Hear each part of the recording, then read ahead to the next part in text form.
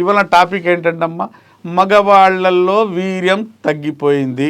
ఒక్కసారి సెక్స్ చేస్తే 2 నుంచి 5 ml వీర్యం క్వాంటిటీ బయటికి రావాలి, ఆ మోతాదు బయటికి రావాలి.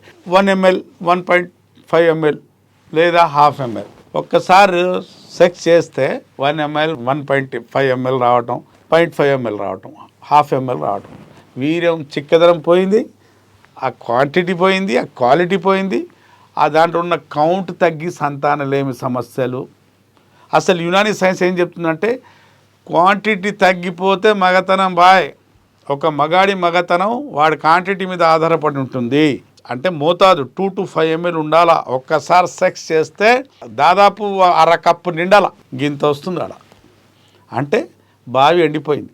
టైంకి పడుకోకపోవటం, ఎక్సర్సైజ్ లేదు, వాకింగ్ లేదు, నిద్ర లేదు, కంటిన్యూ స్ట్రెస్ ఉండటం, సెక్స్ హార్మోన్స్ తగ్గిపోవటం, కంటిన్యూ సిగరెట్, లేకుంటే మందు, గుట్కాలు, ఫాస్ట్ ఫుడ్ ఇవన్నీ తీసుకోవటం, జంక్ ఫుడ్ తీసుకోవటం, సరైన వాటర్ తీసుకోకపోవటం, పడుకోకపోవటం, నిద్ర లేదు, ఏ ఎక్సర్సైజ్ లేదు, యాక్టివిటీ లేదు, సెడెంటరీ లైఫ్, అన్నిటి వల్ల మగతనం తగ్గింది, సిమన్ తగ్గింది, క్వాంటిటీ తగ్గింది, క్వాలిటీ తగ్గింది, సంతానంలో కూడా ఇబ్బందులు కలుగుతున్నాయి. ఇప్పుడు సెక్స్ అంటే మగాడు భయపడుతున్నాడు.